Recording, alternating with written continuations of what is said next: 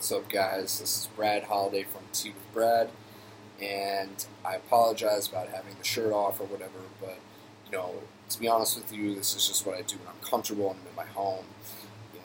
It's just what I like to do, guys. Sorry. I'll try and keep the videos as much as I can with the shirt on, but, you're going to have to just deal with this for right now, okay? Quality of the videos will improve, I promise, and hopefully I'll be able to start doing some talks where you guys can come and meet me, and we can discuss how to best, get you on a good path for the future. And by the way, for anybody that's young, I give you, right now I don't have any coaching programs, but essentially I'd be willing to help for free, as much time as I can afford to give, because I just know how tough it is for young guys out there to get good information. And anyhow, today I'm going to discuss who the girls are attracted to in high school and middle school. Middle school it's hard to say. I mean, I'm not even going to talk about it in middle school, but just generally speaking, high school. So again, just assume that pretty much everything that you're hearing in school from your parents, from your mom, from your dad about relationships and what women actually like and various other things, it's just essentially completely wrong. I mean, it's just completely off base. And without going fully into the theoretical aspect, because I don't think that you guys need to know that. It's just not necessary. Like I keep telling you, follow my simple suggestions, and you will have no problem attracting all the popular girls. In fact, you'll find that you'll become popular. In fact, that should probably be my next video of how to become popular. So here's one thing to understand, is that all the girls want to get with, so to speak, the top guys. And actually the same is true in all of society as well. High school is a microcosm or representation of society. You could think of it as like a 3D diagram, like those dioramas, that's what we call it. It's a representation of the real world. And in terms of dating, it's the same thing.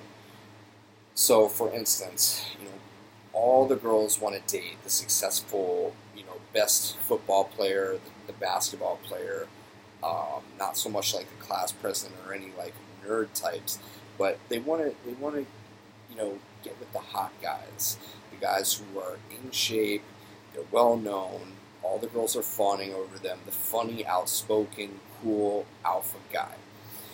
And everybody else kind of takes a backseat to them.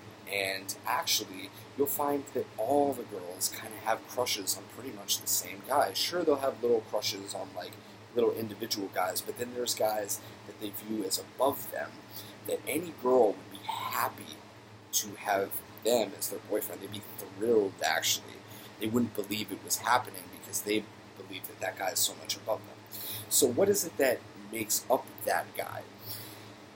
Largely very unimportant, because the truth of the matter is that you're always trying to build value, important value.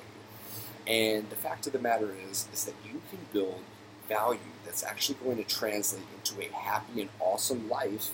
And because of that, and because you're taking more action than other people, you're going to be that top guy. Nobody takes action in the real world. There's a little secret for you. People who take action and actually do things. So, for instance, say somebody wants to become a competitive bodybuilder. Well, for them to do that, they actually have to go get a gym membership. They have to start a diet. They have to start the training. They have to do everything that they have to do in order to get that result. Not many people do that. Out of everybody that goes to the gym, I'd say like 0.0000001 of them actually ever look as good as a professional bodybuilder. Not that you have to go that far to look great, but that's the truth. And in the same way as business, for you to make $1 million, that's not as hard as you think. There's a lot of millionaires in the world. There's a ton. There's fucking, I don't even know how many millionaires, but there's a lot. Making $1 million a year is not as hard as you think. If you spent 5, 6, 7 years consecutively working towards that goal, in my experience, I think that if you spend 5 years, if you started in 8th grade and you worked till senior year, you could become a millionaire in high school. You think that you won't get a lot of attention for that? You think you won't be the most popular kid in the school if you were clearing $1 million per year in sales for your e-commerce business? Of course you would. Of course you would be having all the girls fawning over you. Of course you'd have newspaper articles. If you were, listen to this formula, okay? You're healthy, you're big and strong, you're lean, you have abs, you take care of yourself, you buy nice clothing with the money that you make.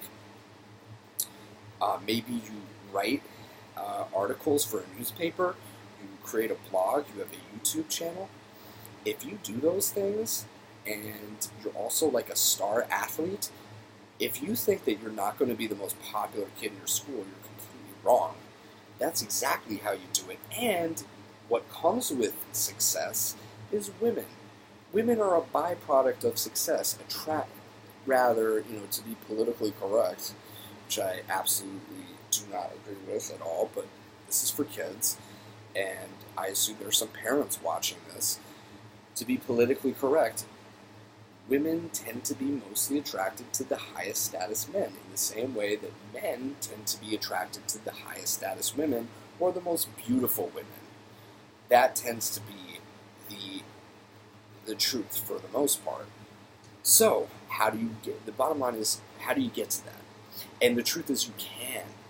You can. There's no genetic, unless you are crippled, in which case you can do other things. You may not be the most attractive, most popular person in the school. Maybe you would be, but that would just mean that you'd have to work even harder.